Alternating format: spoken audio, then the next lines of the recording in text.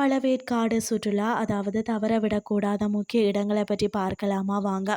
2 நூற்றாண்டுகளுக்கு முன்னர் அதாவது டச்சு மக்கள் வியாபாரம் செய்வதற்காக இந்தியா வந்தடைந்தனர்.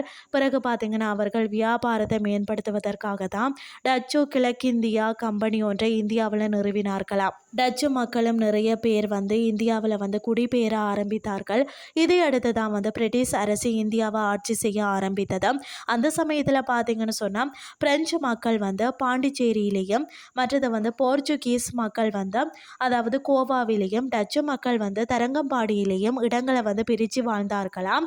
அதற்கு பிறகு டச்சு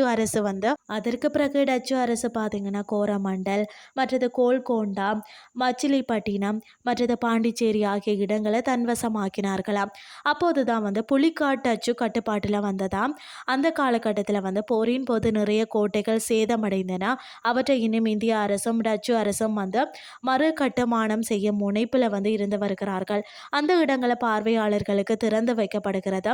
அந்த வகையில் தான் வந்து புலிக்காட்டில் நாம் சுற்றி பார்க்க வேண்டிய இடங்களை பற்றி பார்க்கலாம்.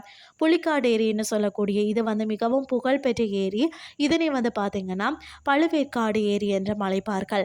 மற்றது வந்து அராணி ஆறு, கலங்கி ஆறு, மற்றது சுவர்ணமுகி ஆறு ஆகிய மூன்றும் வந்து இணைந்து தான் இந்த புலிக்காட்டு ஏரி. இங்கே ஏராளமான மீன்கள், பறவை வகைகள் மற்றது ஊர்வன வகைகளையும் வந்து பார்க்கலாம். புலிக்காட் சரணாலயம் மொத்தம் 481 கிலோமீட்டர் பரப்பளவில் அமைந்துள்ளது. இங்கே பல வகையான இறால் மற்றது பார்த்தீங்கன்னா பாலிசீட் புழுக்கள், அதிகப்படியான பறவைகள் ஆகியவற்றை பார்க்கலாம். மேலும் பார்த்தீங்கன்னா பூனாறுகள், நீர்க்கோழி வகைகள், கடல் காளைகள், பெரிய வகை கொக்குகள், நிறைய வகையான வாத்துக்கள் ஆகியவற்றையும் பார்க்கலாம். நீங்கள் பார்த்தீங்கன்னா வாரம் முழுவதும் காலை 6 மணியில இருந்து மாலை 6 மணி வரை வந்து சுற்றி பார்க்கலாம். அனுமதி கட்டணம் எதுவுமே இல்லையா. இந்த கோட்டை வந்து பார்த்தீங்கன்னா டச்சு அரசால் 1613ஆம் ஆண்டு கட்டப்பட்டது.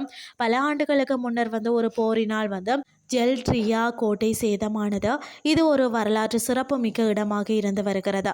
ஜெல்ட்ரியா கோட்டை அனைவரும் வந்து கட்டாயம் சென்று பார்க்க வேண்டிய ஒரு இடம்னு தான் சொல்லணும். மற்றது வந்து புலிக்காட்டிற்கு 9 கிலோமீட்டர் தொலைவில் திருப்பாலைவனத்தில் உள்ள ஒரு சிவன் கோயிலும் இது வந்து சோழர்களால் வந்து கஜப்ருஸ்த கட்டடக்கலையில் வந்து கட்டப்பட்டது. அடுத்தது பார்த்தீங்கன்னா ஸ்ரீ ஆதிநாராயண கோயில். இது வந்து விஜயநகர பேரரசால் 13வது நூற்றாண்டில் வந்து கட்டப்பட்டதாம். இது ஒரு சிறப்புமிக்க விஷ்ணு கோயில். அடுத்தது வந்து பார்த்தீங்கன்னா ஜதராயர் கோயில்னு சொல்வார்கள். இந்த கோயிலில் வந்து 500 வருடங்கள் பழமையான ஒரு சிவன் கோயிலும். புலிக்காட்டில் இருந்து இந்த கோயிலுக்கு செல்ல 1 மணி நேரம் ஆகும். அடுத்தது பார்த்தீங்கன்னா டச்சு சிமிட்டரி. புலிக்காட் சுற்றி பார்க்க வந்து செல்றவங்க நிச்சயம் இந்த இடத்திற்கு சென்று பார்க்கணும். இது வந்து டச்சு அரசின் தொல்லியல் துறையால் பராமரிக்கப்பட்டு வருகிறதா.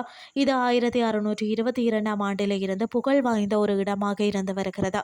இங்கே வாரத்தில் 7 நாட்களும் காலை 10 இருந்து 7 மணி வரை செல்லலாமாம். புலிக்காட்டிற்கு சென்றால் இந்த இடங்களை கட்டாயம் சென்று சுற்றி பார்த்து ரசித்து வரலாம். இன்றைய கிறிஸ்டி உங்களுக்கு வந்து பிரயோசனமாக அமைஞ்சிருக்கும்னு சொல்லி நான் நம்புகிறேன். இதே மாதிரி மற்றும் ஒரு கிறிஸ்டியின் வாயிலாக உங்களை சந்திக்கிறேன். நன்றி.